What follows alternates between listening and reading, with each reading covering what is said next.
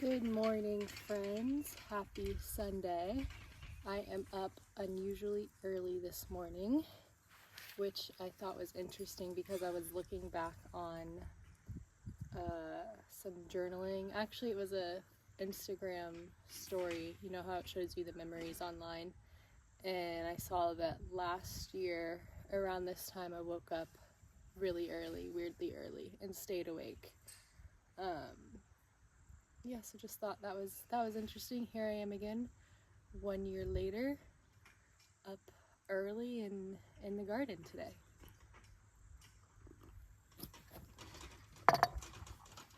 So today I am just putting down some compost. I got a bag of black cow, which is like a cow manure compost, and a mushroom compost, and I mixed them together. And I'm just going to be sprinkling it around my beds. These raised beds were made earlier this summer. And when we made them, we just put topsoil in. We got like a bulk order of topsoil. And that was all we did. I didn't do any amendments or anything, which was kind of silly, but we were in a rush to get it done. We already had all the plant starts that we were going to be putting in here before we really even had the garden built, so it was a rush, and the plants kind of struggled a bit in not only in like the summer heat, but also because they don't have like the best soil ever. This topsoil was pretty good. But it is pretty woody, and I noticed it's gotten a little compacted in some areas. So just adding compost for good measure to add some more microbes and nutrients to the soil, more organic matter, is always great. I've been mulching with pine needles because that's what we have on the property, and it's really pretty when they're fresh. But what I'm doing now is I'm just going to rake back the pine needles and add compost on top, and then I'll be planting in here, and I'm going to do that to all the beds. I don't know if I'll do it today. It's around like 9 o'clock right now, and the sun is starting to come up and get a little warm, so I'm not sure how long I'll be out here. But I figured I would turn the camera on and make a little video while I do it. This bed has like really struggled. Okay, I'm back. I have this thing where like when I write, when I make videos, and it would happen when I used to teach yoga, like my nose starts to run. Does that happen to anyone else? I've asked people before and they say no, but it happens to me. So I had to run inside and blow my nose.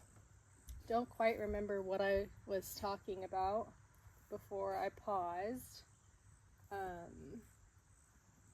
But yeah, I'm not doing anything fancy at all here. I'm literally just scattering this on top. I don't have much planted in here. I think I was talking about how this bed has kind of struggled with the soil and the sun, and there's also a lot of ants living in here, I think. I literally planted, so I had pushed back pine needles on one end, and I was like, okay, I'm just going to plant this bed in flowers. And I generally like to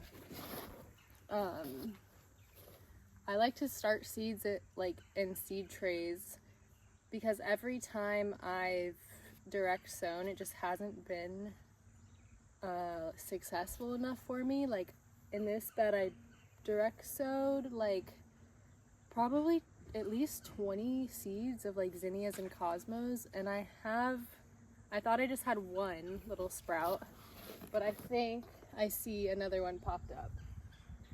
And that's just crazy to me. I don't know. My niece was saying that she thinks the ants eat some, and she was like, we're just feeding the ants when we do that.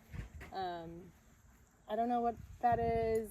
I have no idea why, but I'm not a big fan of direct sowing seeds.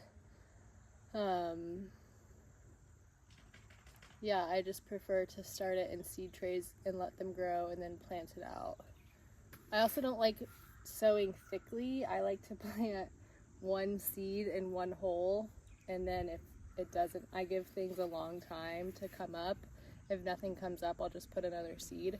I don't like to thin things out. I don't want to have to kill little baby seedlings, so I just do one and take the L if it doesn't germinate. So ideally you would do this before, when you're building, if you're doing raised beds, you would do this, like you would mix this into your, say you order topsoil or garden soil, whatever, you would mix this in and put it in the beginning, any amendments you're using. Like I said, I didn't do that. It's okay. I still grew stuff. Like, we still had for what this garden was, I still consider this to be like a very successful garden. I'm really happy with how it's turned out and how it continues to grow. This is my favorite garden I've ever had. It was really special to, you know, work on it with family. Shane usually does help me in building and putting together the beds, but my niece was here this summer, and she likes gardening, so that was really sweet to actually do the act of gardening with her. Yeah, but compost is super important. I actually do have a compost pile here.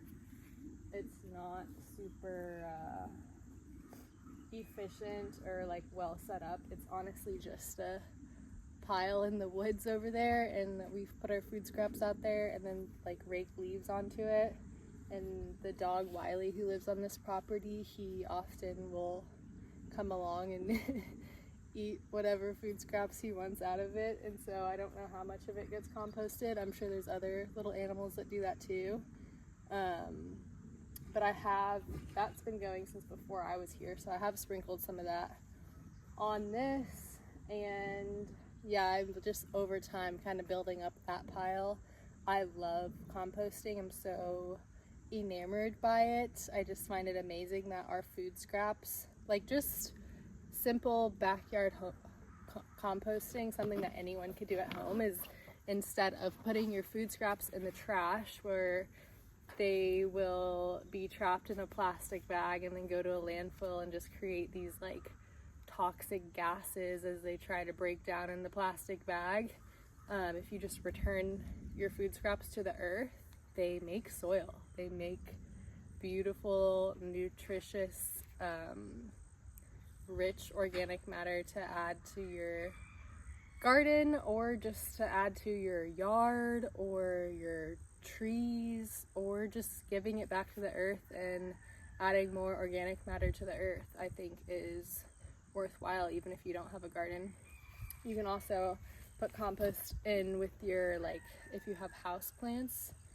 Compost is adding organic matter to any living being is going to be nourishing and contribute to their wellness. So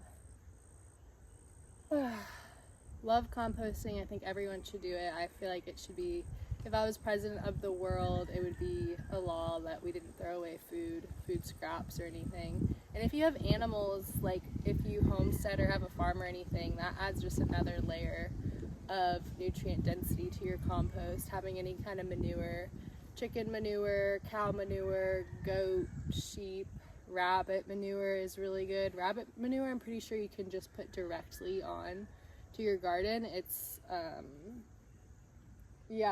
they call it like hot. Chicken manure is too hot to put on directly on your garden. It has to break down for a little bit first, but rabbit manure you can just put directly in your soil, which is pretty cool. I find it pretty cool that, you know, what we consider waste is actually like the sustenance we need to grow new life and grow food, and just like it's this beautiful, perfect cycle created by source, and it works perfectly and it's amazing. And yeah, I really love doing it. I am not getting much done while sitting here chatting, so I'm going to sign off now and actually get this bed done. But thanks so much for watching. Thanks for hanging out. Go ahead and go on over to sacredreclamation.com and check out our shop, or join our newsletter, our weekly newsletter, where we have just my musings. You'll hear a little bit more from me on what's going on in my life and what's inspiring me, along with updates on the shop, discounts and sales and all that kind of stuff, new products, along with updates about the podcast and just kind of what I'm into lately. So I'll leave the link below for you to join the newsletter. Other than that, endless blessings to you and yours. Peace.